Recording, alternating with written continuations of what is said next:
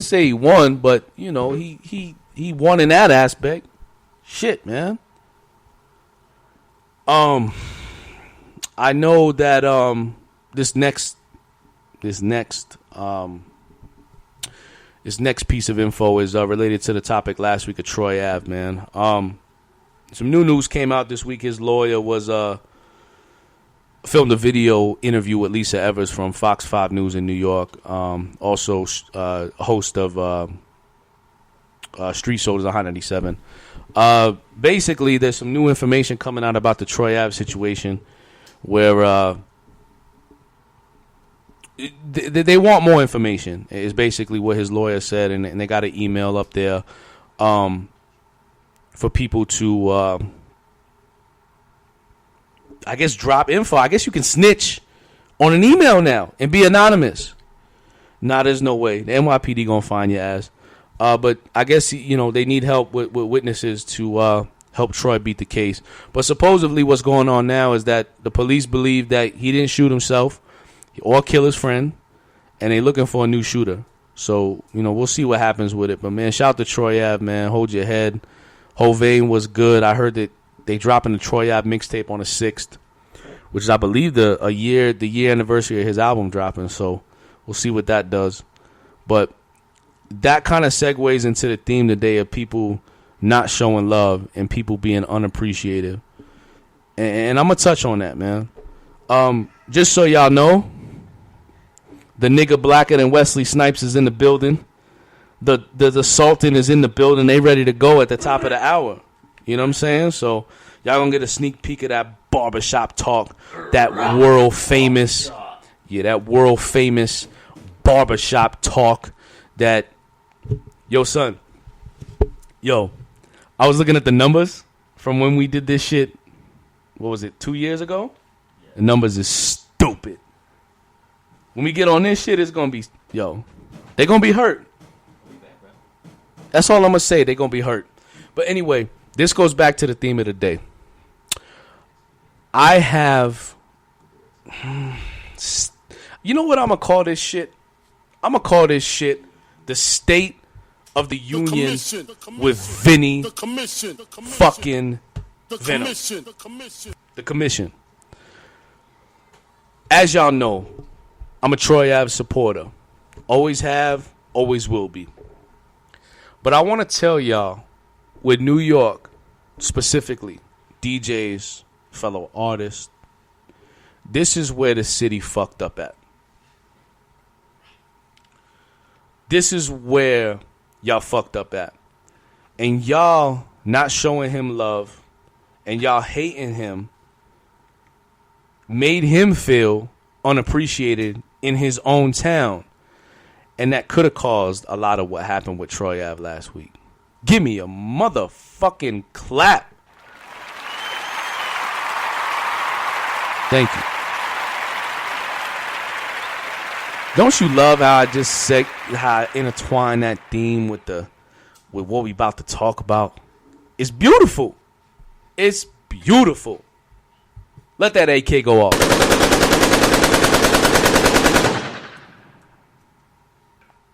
Anyway, here's what my point is. Troy Ave, young aspiring artist in the city, putting out records that identify with our city, New York City, records that identify with us. No down south, no fucking none of that shit. No trap beats. New York hip hop. And I'll tell you where you fucked up, New York City. I'm gonna tell y'all where y'all fucked up. Nobody in the city had an energy like Troy Ave. And I'm rewinding back a year around this time when his album came out, The Major Without a Deal, because he already had an album out prior to that was independent, that made some noise. But this was the album that I think a lot of people, again, didn't get behind him, and that's why we're at today. But you got a cat from New York who stays true to the sound, stays true to what's going on in the city, but also gives you something different. And what do y'all do? You get on these blogs, you get on Twitter, you get on Facebook, you get on Instagram, and you throw hate his way. And you tell him, yo, Man, fuck Troy Ave. He corny, he this, that, he that, and the third. And these are people from New York, mind you. Now, let's draw this in perspective. Troy Ave put out a debut album. He had Prodigy, he had Raekwon on there. He had a couple of guests. Major Without a Deal had Cameron, Fat Joe, 50 Cent, Mace, Diddy, Rick Ross, Jeezy. Just to name a few, Ty Dolla $ign. I'm going to tell y'all one thing, man. New York, if this cat had enough backing, as much as we gave 50 Cent and as much as we gave Jay-Z, this kid would have hit, boom, blew out the water. Because the music that the kid is making is dope. You know what I'm saying? It ain't the most lyrical shit. It ain't the most fucking intricate shit. But it's dope. It's good music. And right. Support New York artists. But here's the thing, though. Y'all had an opportunity to get behind somebody, and y'all chose not to for whatever reason. I don't know if it was the internet or the memes or whatever the fuck was going on that deferred your attention from supporting him. Y'all fucked up. Because if Troy Ave had, I'm gonna put it to you this way: if Troy Ave would have dropped the records he was dropping 12 years ago, homie would have popped just off of the love. But now that we in 2016, we in this digital age where people, you can make up a story on the internet and people will believe it. I mentioned this last week, man. We talking about the Donald Trump thing. Y'all put these reports out. You share these reports on Facebook that are not even true. They're not even real reports. And the dumbass, the uneducated, stupid bastard that doesn't know the difference between real and fake is going to look at that topic or look at that news report and say, yo, this is the truth. That's the problem with today right now in hip-hop. It's the same shit going on in any other culture, any other topic in the world. Uneducated people, the blind are leading the blind. And I hope from this Troy Ave situation that y'all learn in New York City that we got to start getting our own and supporting each other. I know it sounds corny. I know it sounds kumbaya, but it's the truth. We have to support each other. The South support each other. Look when Future came on the scene, man. Everybody supported Future. You know what I'm saying? A lot of people don't like Future. I dig what he does. I ain't the biggest Future fan, but I enjoy his shit. The South got behind him. Atlanta got behind him. And they made him hot. If they didn't get behind him, he had no support. He would have fell right on his face. And that's what happened with the Troy Ave situation. I'm not going to say he flopped. I ain't going to say that because the music was there. But the support wasn't. The DJs wasn't playing the records. And he had big records, man. How you get Mace and Diddy on a track, on a remix and the DJs don't support it? It blows my fucking mind, man. It blows my mind. And this is, again, the theme of today is people who feel that they are not appreciated with what they do. Again, whether it's with your spouse, with your boss, with your friends, your family, or, again, an audience that you're trying to connect with, motherfuckers gonna go crazy. And again, the rumor out here is, he had an issue with a blogger or a podcaster that was talking crazy about him that has influence in this game and influence over people. And he said, yo, I'm here to address you. And things led to somebody dying. And that's my moral of today, is that some people, and I'm not disrespecting Troy Ave. This isn't a dig at Troy Ave. I support the kid, man. I support Hovain. I support Lido. I support that whole team, BSB. They are an independent movement that I respect. And at the end of the day, I'm going to support them no matter what. And I'm going to support Troy through this situation as well. But there are some people in this world that if the nigga who opens the door for the young lady with the fat ass because he want to see her ass while she walking through the door, he don't get a thank you, he might snap. He might bust somebody's ass. Real shit. The guy at work punching the clock 9 to 5 Monday through Friday. His boss don't give him no props, no nothing. He might flip out on her. He might do something crazy. So again, people, don't do things in this life just to get a fucking trophy. Don't go out here trying to do good things just because you want that recognition. People aren't going to give it to you. This is the real world. Let's be real. Bottom line, you're going to do things for people that people are not going to say thank you for. And you have to understand that, you know what? People aren't like yourself.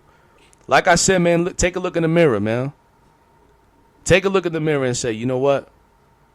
Why am I doing this shit? Why am I doing shit for my wife or my friends and my family and they don't thank me? You're doing it because you want them to fucking pat you on the back. Well, guess what? People don't pat you on the back for doing good shit. This is real life, nigga. Fuck yeah. So anyway, that's the moral of the fucking story today, man. You know? But, shout out to Troy Abdo on a real tip, man. I just feel a lot of people didn't appreciate what he brought to the table. And I think enough is enough, and things got to him. And I think he made a bad decision, It wasn't the best decision he could have made, but you know what? When the facts all lined up, then we could talk about it. But people get crazy, man, And just like I mentioned before at the top of the show, the acquaintance that I know, that dude's doomed, bro. He's doomed. He's doomed like a motherfucker because you know what? His wife going to step out on him. That's what's going to happen.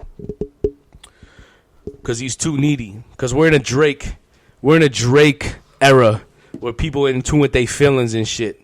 Oh, I need to be patted on the back. Can you thank me? Can you thank me? Can you give me some type of hand clap? Get out of here, man. Get out of here. I'm done with y'all, man. Fatality. Yeah, fatality. SixFamiliesRadio.com. We got about 10 minutes before my... I don't know what I would call it, man. I guess... the commission. They're the family, man. I got the dude blacker than Wesley Snipes in the building. I got you don't even want to know this dude, man. He crazy, man. Sultan crazy. I'm gonna answer a few questions and then I'm gonna introduce y'all to the whole barbershop talk. Hold on. The Sultan has something to say to me. What you want to say, man? Nigga, you cussing us airtime. Get the fuck out. This ain't the commission. So listen, man. Let me tell y'all something, man. And by the way, fuck you. Number one. This is my show. Hold on, this is my show. Sign the contract, big boy. See. Wrap it up, You know what though? To be real with y'all, this nigga right here.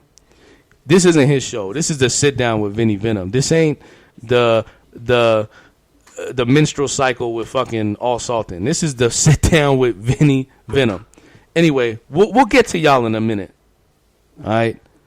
I'm gonna have a freestyle about you. Man, write a freestyle about me, man. Do what you want to do. Dirty Diana. So anyway, Barbershop Talk, the special preview starts in 10 minutes. We're gonna take a break. At the top of the hour, we're going to take a break, get all the mics situated, get everything ready to go, and then we're going to jump on the air and have that conversation.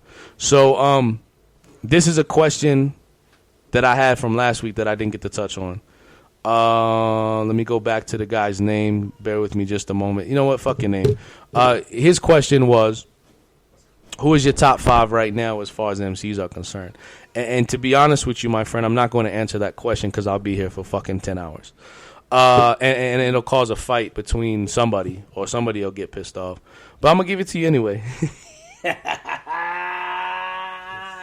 So anyway, right now, who I like, as I mentioned, Pusha T, he dope. Styles P, all day. Royce the 5'9", Jada Kiss.